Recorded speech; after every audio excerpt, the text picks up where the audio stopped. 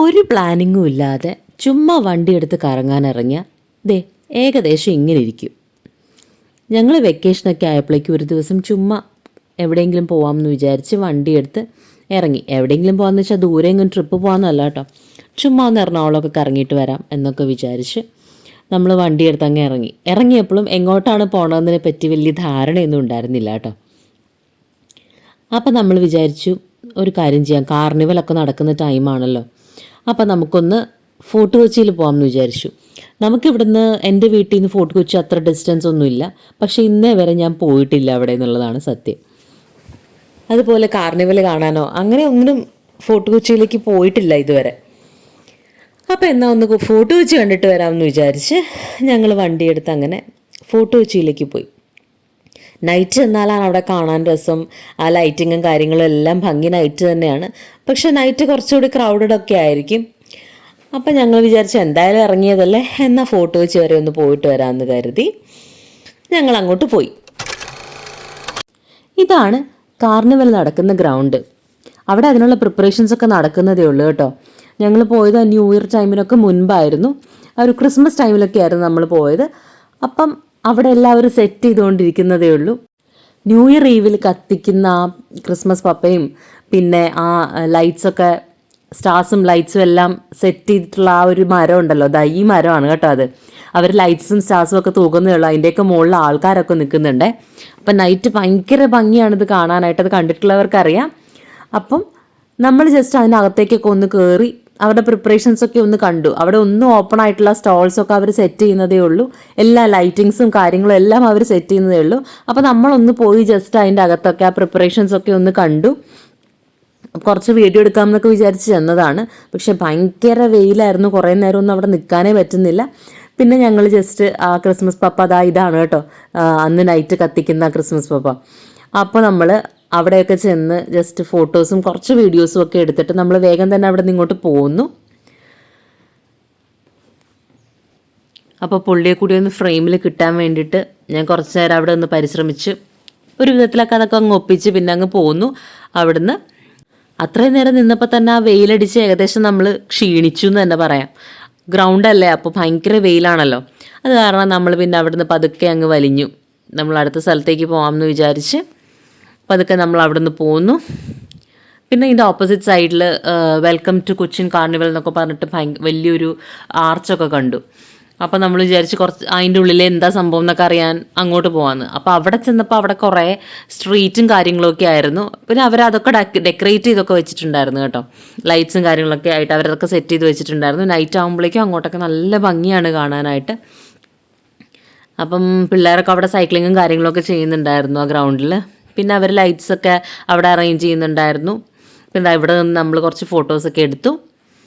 എന്നിട്ട് നമ്മൾ പതുക്കെ അവിടെ നിന്ന് ഇറങ്ങി. അപ്പോൾ ഇതാണ് ഞാൻ നേരത്തെ പറഞ്ഞ ആ ആർച്ച്. അപ്പോൾ അതിൻ്റെ ഉള്ളിൽ എന്താണ് സംഭവം എന്നറിയാൻ വേണ്ടിയിട്ട് ഞങ്ങൾ പിന്നെ അങ്ങോട്ട് തിരിഞ്ഞു. അപ്പോൾ അവിടെ കുറേ സ്ട്രീറ്റ്സൊക്കെയാണ്, കുറേ വീടുകളും കുറേ ഷോപ്സും കാര്യങ്ങളൊക്കെ ആയിരുന്നു. പിന്നെ അവർ സ്ട്രീറ്റ്സൊക്കെ അലങ്കരിച്ചിട്ടിട്ടുണ്ട്, നൈറ്റ് സെറ്റ് ചെയ്യാനും ലൈറ്റ്സൊക്കെ സെറ്റ് ചെയ്യാൻ പാകത്തിനൊക്കെ അവർ നല്ല ഭംഗിയിലൊക്കെ അലങ്കരിച്ചൊക്കെ നിർത്തിയിട്ടുണ്ടായിരുന്നു. പിന്നെ അവിടെ നിന്ന് നമ്മൾ അതിൻ്റെ ഉള്ളിലേക്ക് കയറി. സത്യം പറഞ്ഞാൽ അവിടെ ഒരു പാർക്കുണ്ട് എന്ന് അറിഞ്ഞിട്ടാണ് നമ്മൾ അങ്ങോട്ട് പോയത്. അപ്പം പിന്നെ ബീച്ച്, ഫോർട്ട് കൊച്ചി ബീച്ചുണ്ട്. അപ്പോൾ നമ്മളെന്നാൽ ബീച്ചിലേക്ക് പോകാം, നല്ല വെയിലുള്ള സമയമാണ്, ഈ സമയത്ത് ബീച്ചിൽ പോയിട്ട് എന്ത് ചെയ്യാനാണെന്നൊക്കെ വിചാരിച്ചു. പിന്നെ എന്തായാലും ഇറങ്ങിയില്ലെന്ന് വിചാരിച്ച് നമ്മളെന്നാൽ ബീച്ചിൽ പോകാം, അതിനടുത്തൊരു പാർക്കുണ്ട്, അപ്പോൾ മോക്കും കുറച്ച് റിഫ്രഷ്മെൻ്റ് ഒക്കെ ആവുമല്ലോ എന്നൊക്കെ കരുതി നമ്മൾ പതുക്കെ അങ്ങോട്ടാണ് വണ്ടി പോയിക്കൊണ്ടിരിക്കുന്നത് കേട്ടോ. അങ്ങനെ നമ്മൾ ബീച്ചിൻ്റെ ആ ഒരു ഏരിയയിലേക്ക് എത്തി. അതിൻ്റെ സൈഡിൽ തന്നെയാണ് പാർക്ക്. അപ്പോൾ കുറച്ച് നേരം ദൈവം പാർക്കിൽ കളിക്കാം എന്നൊക്കെ വിചാരിച്ച് അങ്ങോട്ട് നോക്കിയപ്പോഴുണ്ട് പാർക്ക് ക്ലോസ്ഡ് ആണ്. അപ്പോൾ പാർക്ക് കൂടി അടച്ചിരിക്കുന്ന കണ്ടപ്പോഴേക്കും ദൈവം ആകപ്പാടെ സങ്കടമായി. എന്നാൽ കുറച്ച് നേരം നമുക്ക് സാരില്ല എന്നൊക്കെ പറഞ്ഞ് അവളെ സമാധാനിപ്പിച്ച് നമ്മൾ ബീച്ച് സൈഡിലേക്ക് പോവാം, നമുക്ക് അവിടെ കുറച്ച് നേരമൊക്കെ ഇരുന്നിട്ട് പോരാം എന്നൊക്കെ കരുതി നമ്മൾ അങ്ങോട്ട് പോയി. അപ്പോൾ പാർക്ക് അടച്ചിരിക്കുന്നതിൻ്റെ വിഷമമാണ് ദൈവൻ്റെ മുഖത്ത് കാണുന്നത്. അങ്ങനെ നമ്മൾ ബീച്ചിൻ്റെ സൈഡിൽ കൂടിയൊക്കെ കുറച്ച് നേരം നടന്നു.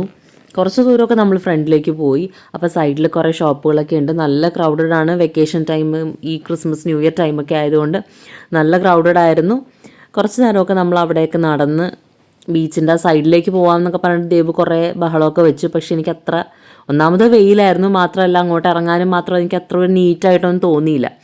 അപ്പോൾ പിന്നെ നമ്മൾ അവളെ പതുക്കെ നിരുത്സാഹപ്പെടുത്തിയിട്ട് നമ്മൾ അവിടുന്ന് അങ്ങ് ഇറങ്ങി. കുറച്ച് നേരം നമ്മൾ അവിടെ ആ ഏരിയയിലൊക്കെ കറങ്ങിയടിച്ച് നടന്നു. കുറച്ച് നേരം ആ ബീച്ചിൻ്റെ സൈഡിലൊക്കെ പോയി, അവിടെ കുറേ ചെയറുകളൊക്കെ ഉണ്ടല്ലോ, അവിടെയൊക്കെ പോയിരുന്നിട്ട് പിന്നെ നമ്മൾ പതുക്കെ അവിടുന്ന് പോകുന്നു കേട്ടോ. ഇപ്പോൾ ഈ പോയിക്കൊണ്ടിരിക്കുന്നത് ബോൾഗാട്ടി പാലസിലേക്കാണ്. അതായിരുന്നു നമ്മുടെ അടുത്ത ഡെസ്റ്റിനേഷൻ. അപ്പോൾ ബീച്ചിൽ നമ്മൾ കുറച്ച് നേരമൊക്കെ അവിടെ ഇരുന്നു. നമ്മൾ ആദ്യമായിട്ടാണ് ബീച്ചിൽ പോകുന്നത്. അപ്പോൾ അതിൻ്റെ ഒരു രസമൊക്കെ ഉണ്ടായിരുന്നു. കുറച്ച് നേരമൊക്കെ നമ്മൾ അവിടെ സ്പെൻഡ് ചെയ്തിട്ട് പിന്നെ നമ്മൾ ബോൾഗാട്ടി പാലസിലേക്ക് പോയി. അവിടെയും ഞാൻ ഇതുവരെ പോയിട്ടില്ലായിരുന്നു. അപ്പം നമുക്ക് ജങ്കാർ വഴി പോവാം എന്നൊക്കെ പറഞ്ഞിട്ട് നമ്മളങ്ങനെ ജങ്കാറിൽ കയറി. ദേവു ഫസ്റ്റ് ടൈമാണ് ജങ്കാറിൽ കയറുന്നത്. അപ്പം നമ്മളങ്ങനെ ബോൾഗാട്ടിയിലേക്ക് പോവാണ്. അപ്പോഴേക്കും ഉച്ചയ്ക്ക് ഫുഡ് കഴിക്കുന്ന ടൈമൊക്കെ ആയി കേട്ടോ. അപ്പം നമുക്ക് അവിടെ ചെന്നിട്ട് ഫുഡ് കഴിക്കാം. അവിടെ ആകുമ്പോൾ കുറേ വീഡിയോസ് എടുക്കാൻ നല്ല കുറേ സ്ഥലങ്ങളുണ്ട്. നമുക്ക് കുറച്ച് നേരം അവിടെയൊക്കെ സ്പെൻഡ് ചെയ്യാം. ഇത്രയും വെയിലൊന്നും ഇല്ല എന്നൊക്കെ പറഞ്ഞ് നല്ല ഭംഗിയുള്ള പ്ലേസ് ആണെന്നൊക്കെ പറഞ്ഞ് നല്ല ഹൈപ്പൊക്കെ തന്ന് ഞങ്ങളെ ബോൾഗാട്ടിയിലേക്ക് കൊണ്ടുപോയതാണ്. അപ്പോൾ ഓൺ ദ വേ ആയിരുന്നു നമ്മുടെ ഗ്രാൻഡ് ഹയാത്ത് ഹോട്ടലൊക്കെ. അപ്പോൾ അതൊക്കെ കണ്ടപ്പോൾ ഞാൻ ജസ്റ്റ് ഒന്ന് വീഡിയോ ഒക്കെ എടുത്തു. അങ്ങനെ ബോൾഗാട്ടിയുടെ എൻട്രൻസിലേക്ക് എത്തിയപ്പോഴാണ് അവിടുത്തെ സെക്യൂരിറ്റി പറയുന്നത് ഇന്നുള്ളിലേക്ക് എൻട്രൻസ് ഇല്ല, അവിടെ ന്യൂ ഇയറിനും ക്രിസ്മസിനും ഒക്കെയുള്ള സെലിബ്രേഷൻസിൻ്റെ പ്രിപ്പറേഷൻസൊക്കെ നടക്കുകയാണ് എന്ന്. സന്തോഷമായി. അപ്പോൾ പിന്നെ അത്രയും വെയിലും ഉണ്ടത് മാത്രമായി എന്ന് വിചാരിച്ച് ഞങ്ങൾ അവിടെ നിന്ന് ഇറങ്ങി. ഇനിയിപ്പോൾ എങ്ങോട്ടാണ്? ഇനി വെയിൽ കൊള്ളാൻ വയ്യ, എന്നാൽ പിന്നെ നമുക്ക് ലുലുവിലേക്ക് വിടാമെന്ന് വിചാരിച്ച് ഞങ്ങൾ ലുലുവിലേക്ക് പോയി. നേര് കാണണം എന്ന് വിചാരിച്ചിട്ട് കുറേ ദിവസമായി. പ്ലാനിങ് മാത്രമേ നടന്നുള്ളൂ. എപ്പോഴും ഹൗസ്ഫുൾ ആണല്ലോ, ടിക്കറ്റ് കിട്ടാനില്ല. അപ്പോൾ അത് കാരണം നേര് കാണാം എന്ന് കരുതി ലുലുവിലേക്ക് ചെന്നപ്പോൾ പതിവ് പോലെ തന്നെ ഹൗസ്ഫുള്ളാണ്. എന്ന് മാത്രമല്ല, ലുലുവിൽ ചെന്നൊരൊറ്റ വീഡിയോ എടുക്കാൻ പറ്റിയില്ല. ഒരു പൂരത്തിനുള്ള ആളായിരുന്നു ലുലുവിൽ. എന്നാൽ ഫുഡ് കോർട്ടിലേക്ക് കയറി എന്തെങ്കിലും ഭക്ഷണം കഴിക്കാമെന്ന് വിചാരിച്ചപ്പോൾ അതിൻ്റെ ഇരട്ടി ആളവിടെ. അങ്ങനെ ഫുഡൊന്നും കഴിക്കാണ്ട് അവിടെ നിന്നും വേഗം ഇറങ്ങി. ഇനിയിപ്പോൾ ഫുഡ് കഴിച്ചിട്ടേ ഉള്ളൂ ബാക്കി പരിപാടി എന്ന് വിചാരിച്ച് നമ്മൾ നേരെ തക്കാരത്തിലേക്ക് പോയി കേട്ടോ. ഇതിന് മുന്നേ അവിടെ പോയപ്പോൾ എനിക്ക് അവിടുത്തെ ഫുഡ് നല്ല ഇഷ്ടമായിരുന്നേ. അങ്ങനെയാണ് നമ്മൾ എവിടെ പോകും എന്ന് കുറേ നേരം ആലോചിച്ച് കുറേ കറങ്ങിയാണ് അവസാനം ഇവിടെ എത്തിയത്. അപ്പോൾ അവിടെ ചെന്നപ്പോൾ വലിയ തിരക്കൊന്നും ഇല്ലായിരുന്നു. ഏകദേശം ലഞ്ച് ടൈമൊക്കെ കഴിഞ്ഞിട്ടുണ്ടായിരുന്നു. അതുകൊണ്ട് തന്നെ വലിയ തിരക്കൊന്നും ഇല്ലായിരുന്നു. അങ്ങനെ അവിടെ ചെന്ന് നമ്മൾ ഫുഡൊക്കെ ഓർഡർ ചെയ്ത് അങ്ങനെ ഇരിക്കുവാണ്. പ്രവേട്ടനാണെങ്കിൽ ഇന്ന് ആരാടാ കണി കണ്ടതെന്നും പറഞ്ഞിട്ട് ആലോചനയിലാണ്. സാധാരണ നമ്മളങ്ങനെ ഒരു പ്ലാനിങ്ങും ഇല്ലാണ്ട് ഇറങ്ങിയാലും നമ്മൾ നല്ലോണം നമ്മളുടെ ഡേ സ്പെൻഡ് ചെയ്യാറാണ് പതിവ്. പക്ഷേ ഇപ്രാവശ്യം അത് ചെറുതായിട്ട് പാളി. അപ്പോൾ അതിൻ്റെ ആലോചനയിലായിരുന്നു പ്രവേട്ടൻ. അപ്പോൾ അതിനിടയ്ക്ക് നമ്മുടെ ഫുഡൊക്കെ വന്നു. ഞങ്ങൾ ഗീ റൈസാണ് ഓർഡർ ചെയ്തത്. ഗീ റൈസും ബീഫും. സ്ഥിരമായിട്ട് നമ്മൾ ഹോട്ടലിൽ ചെന്ന് കഴിഞ്ഞാൽ മെനു മുഴുവൻ ചെക്ക് ചെയ്തിട്ട് ബിരിയാണി ഓർഡർ ചെയ്യാറാണ് പതിവ്. എല്ലാ മലയാളികളെയും പോലെ ഞങ്ങളും അങ്ങനെ തന്നെയാണ് കേട്ടോ. അപ്പോൾ ഇപ്രാവശ്യം നമ്മൾ ഗീ റൈസ് ആവട്ടെ എന്ന് കരുതി ഞങ്ങൾ ഗീ റൈസും ബീഫുമാണ് ഓർഡർ ചെയ്തത്. അപ്പോൾ ഗീ റൈസ് ഓർഡർ ചെയ്തപ്പോഴേക്കും സ്പെഷ്യലായിട്ട് എന്തെങ്കിലും സൈഡ് പറയാമെന്ന് വിചാരിച്ച് നമ്മൾ നമ്മുടെ മെനുവിൽ നോക്കിയപ്പോൾ കണ്ടൊരു ഐറ്റമായിരുന്നു ഈ ബീഫ് ചീനച്ചട്ടി എന്ന് പറഞ്ഞിട്ട്. എന്താ സംഭവം എന്നറിയാൻ വേണ്ടിയിട്ട് നമ്മൾ ഓർഡർ ചെയ്തതാണ്. ടേസ്റ്റ് നോക്കിയപ്പോഴേക്കും എനിക്ക് ബീഫ് നോർമൽ ഒരു ബീഫ് റോസ്റ്റ് ചീനച്ചട്ടിയിലാക്കി വെച്ചിരിക്കുന്നു എന്നല്ലാതെ എനിക്കങ്ങനെ വലിയൊരു പ്രത്യേകതയൊന്നും ഫീൽ ചെയ്തില്ല. പക്ഷേ ടേസ്റ്റ് ഉണ്ടായിരുന്നു എന്ന് വെച്ചാൽ നല്ല ടേസ്റ്റ് ഉണ്ടായിരുന്നു. പിന്നെ ആ ഒരു വിഭവത്തിൻ്റെ പേരെങ്ങനെയാണ് എന്നുള്ളതല്ലാണ്ട് അങ്ങനെ എന്താണ് അതിൽ സ്പെഷ്യലായിട്ട് ചെയ്തിരിക്കുന്നതെന്ന് ചോദിച്ചു കഴിഞ്ഞാൽ എനിക്ക് അങ്ങനെ പ്രത്യേകിച്ചൊന്നും തോന്നിയില്ല. പിന്നെ നമ്മൾ എന്തെങ്കിലും സ്പെഷ്യലായിട്ട് പറയാമെന്ന് കരുതി നോക്കിയപ്പോൾ സ്പെഷ്യലായിട്ട് കണ്ടൊരു ഐറ്റം ഓർഡർ ചെയ്തതാണ്. നല്ല വിശപ്പായിരുന്നു, അതുകൊണ്ട് ഫുഡ് അടിയൊക്കെ വേഗം കഴിഞ്ഞു. അപ്പോൾ സൈഡിൽ കൂടി പ്രജേട്ടൻ്റെ കുറേ പട്ടിഷോയൊക്കെ ഉണ്ടായിരുന്നു. അപ്പോൾ അതൊക്കെ കഴിഞ്ഞിട്ട് നല്ല തലവേദനയായിരുന്നു കേട്ടോ, കുറേ വെയിൽ കൊണ്ടില്ലേ. അപ്പോൾ ഞാനൊരു ചായ ഓർഡർ ചെയ്തു. പ്രജേട്ടനും ദേവൂട്ടിയും ഓരോ ഫ്രഷ് ലൈം ഓർഡർ ചെയ്തു.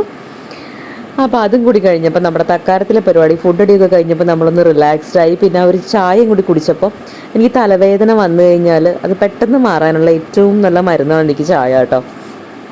അപ്പോൾ ചായയും കൂടി കുടിച്ച് കഴിഞ്ഞപ്പോൾ നമ്മളൊന്ന് ഫ്രഷായി. അപ്പോൾ ദേവുവിൻ്റെ ഈ ചാട്ടത്തിൻ്റെ കാരണം എന്താണെന്ന് വെച്ച് കഴിഞ്ഞാൽ ഹോട്ടലിൻ്റെ തൊട്ടപ്പുറത്ത് കുറച്ചുകൂടി അങ്ങോട്ട് നീങ്ങി കഴിയുമ്പോഴേക്കും ഐ ഡ്രൈവ് പാർക്ക് ഉണ്ട്.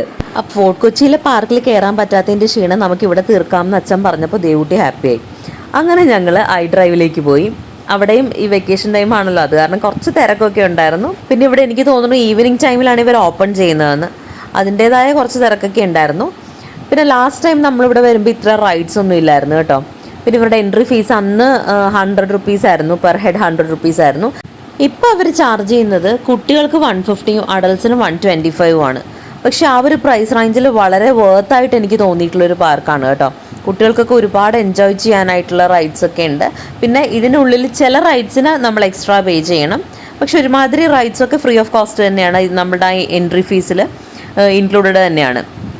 ഒരു സ്വിമ്മിംഗ് പൂള് ഒരു സെറ്റപ്പ് അവരവിടെ ചെയ്തിട്ടുണ്ട്. അതിന് പെർ ഹെഡ് എന്തോ 290 മറ്റോ ആണ് അവരുടെ പ്രൈസ് വരുന്നത്.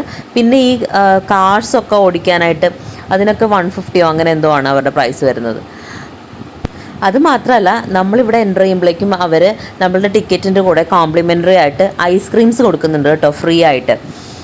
അതെന്ന് പറഞ്ഞു കഴിഞ്ഞാൽ ആദ്യമൊക്കെ അവർ ഓരോ ടിക്കറ്റിന് ഓരോ സ്കൂപ്പ് അല്ലെങ്കിൽ ഒരു കോൺ, ഒരു സ്റ്റിക്ക്, അത് നമുക്ക് ഇഷ്ടമുള്ള ഫ്ലേവറിൽ നമുക്ക് ചൂസ് ചെയ്യാം. ഒരു ടിക്കറ്റിന് ഒരു ഐസ്ക്രീം എന്നുള്ള രീതിയിലായിരുന്നു അവർ അന്ന് കൊടുത്തിരുന്നത്. ഇപ്പോൾ നമ്മൾ ചെന്നപ്പോൾ എങ്ങനെയായിരുന്നു എന്ന് വെച്ച് കഴിഞ്ഞാൽ നമുക്ക് 3 ടിക്കറ്റ്സ് ഉണ്ടായിരുന്നല്ലോ. അപ്പോൾ 2 ഐസ്ക്രീംസ് അവർ കോണോ സ്റ്റിക്കോ അങ്ങനെ ഏതെങ്കിലും ഇഷ്ടമുള്ള ഫ്ലേവർ നമുക്ക് ചൂസ് ചെയ്യാം. പിന്നെ നമുക്കൊരു 500 ml ഫാമിലി പാക്കും, അത്രയായിരുന്നു. അതും നമുക്ക് ഇഷ്ടമുള്ള ഫ്ലേവർ ചൂസ് ചെയ്യാം കേട്ടോ. അങ്ങനെയായിരുന്നു അവർ കോംപ്ലിമെൻ്ററി ആയിട്ട് കൊടുത്തിരുന്നത്. അത് അവരുടെ ഇപ്പോഴത്തെ ഒരു ഓഫറാണോ അതോ വെക്കേഷൻ ആയതുകൊണ്ടുള്ള സ്പെഷ്യൽ ഓഫറാണോ എന്താണെന്ന് അറിയില്ല. കോംപ്ലിമെൻ്ററി ഐസ്ക്രീംസ് ഒക്കെ അവർ പണ്ടേ കൊടുത്തിരുന്നു കേട്ടോ.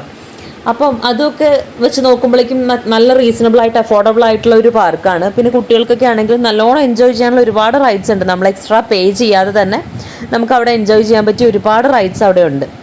പിന്നെ പുതിയതായിട്ട് വന്ന എല്ലാ റൈഡ്സിലും കയറി അവൾ വെള്ളത്തിലിറങ്ങണം, പൂളിൽ ഇറങ്ങണം എന്നൊക്കെ കുറേ വാശി പിടിച്ച് നോക്കി. പക്ഷെ നമ്മളങ്ങനെ ഒരു പ്രീ പ്ലാനിങ്ങിൽ വന്നൊന്നും അല്ലായിരുന്നല്ലോ. അത് കാരണം നമ്മൾ എക്സ്ട്രാ ഡ്രസ്സൊന്നും എടുത്തിട്ടില്ലായിരുന്നു. അതുകൊണ്ട് വെള്ളത്തിലൊന്നും ഇറക്കിയില്ല. അങ്ങനെ ഒരുമാതിരി എല്ലാ റൈഡ്സും ദേവ് കയറി ഇറങ്ങി. അപ്പോൾ അതൊക്കെ കഴിഞ്ഞ് നമ്മൾ പോകാൻ നേരത്താണ് നമ്മൾ ഐസ്ക്രീം വാങ്ങാനായിട്ട് പോയത്. നമ്മൾ ആ ടിക്കറ്റ് കൊണ്ട് അവരെ കാണിച്ചു കഴിഞ്ഞാൽ നമ്മൾ പറയുന്ന ഫ്ലേവറിലുള്ള ഐസ്ക്രീം അവർ നമ്മൾക്ക് തരും. അപ്പോൾ ഞങ്ങൾ വാങ്ങിയത് ദേവുവിനൊരു സ്ട്രോബെറിയുടെ സ്റ്റിക്ക്, പ്രവീണിനൊരു മാംഗോയുടെ സ്റ്റിക്ക്, പിന്നെ ഒരു വാനിലയുടെ ഫാമിലി പാക്ക്. ഇത് 3ഉമാണ് നമ്മൾ ഓപ്റ്റ് ചെയ്തത്. അപ്പോൾ നമ്മളത് വാങ്ങി. അപ്പോൾ സ്റ്റിക്ക് 2 അവർ അവിടെ നിന്ന് തന്നെ കഴിച്ചു. ഫാമിലി പാക്ക് നമ്മളെടുത്ത് വീട്ടിലേക്ക് കൊണ്ടുവന്നു കേട്ടോ. എനിക്കാണെങ്കിൽ ഐസ്ക്രീം കഴിക്കാനുള്ളൊരു മൂഡൊന്നും ഇല്ലായിരുന്നു. ചായയൊക്കെ കുടിച്ച് നല്ല സ്റ്റേബിളായിട്ട് നിൽക്കുന്ന ഒരു ടൈമായിരുന്നു. പിന്നെ ഐസ്ക്രീം കഴിച്ച് കഴിയുമ്പോഴേക്കും എനിക്ക് വീണ്ടും തലവേദന തുടങ്ങും. അതുകൊണ്ട് ഞാൻ ഐസ്ക്രീം ഒന്നും വാങ്ങാൻ നിന്നില്ല. പിന്നെ നമ്മുടെ ഐസ്ക്രീം കോർണറിൻ്റെ സൈഡിലായിട്ട് ഇതുപോലൊരു ബസ് നിർത്തിയിട്ടിട്ടുണ്ട്.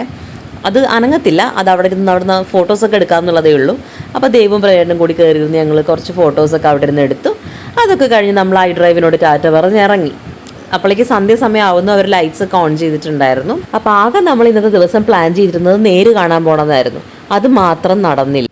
അപ്പോൾ അന്നത്തെ ദിവസം അവിടെ വൈൻഡപ്പ് ചെയ്ത് നമ്മൾ വീട്ടിലേക്ക് പോയെങ്കിലും ഞങ്ങൾ ചെന്ന് അന്ന് തന്നെ രാത്രിയിൽ ഞങ്ങൾ നേരിന് ടിക്കറ്റ് ബുക്ക് ചെയ്തു. അന്നത്തേക്കല്ല, പിറ്റേ ദിവസത്തേക്കും അല്ല, അതിൻ്റെയും പിറ്റേ ദിവസത്തേക്കാണ് നമുക്ക് ടിക്കറ്റ് കിട്ടിയത് കേട്ടോ. അപ്പോൾ അതും സെക്കൻഡ് ഷോയ്ക്കാണ്. ബാക്ക് സീറ്റ്സൊക്കെ അപ്പോഴും കംപ്ലീറ്റ്ലി ബുക്ക്ഡ് ആയിരുന്നു.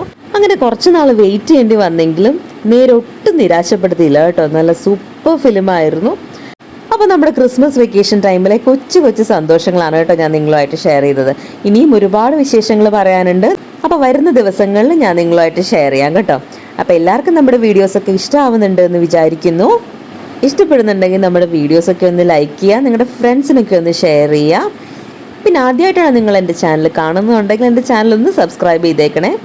Thank you for watching.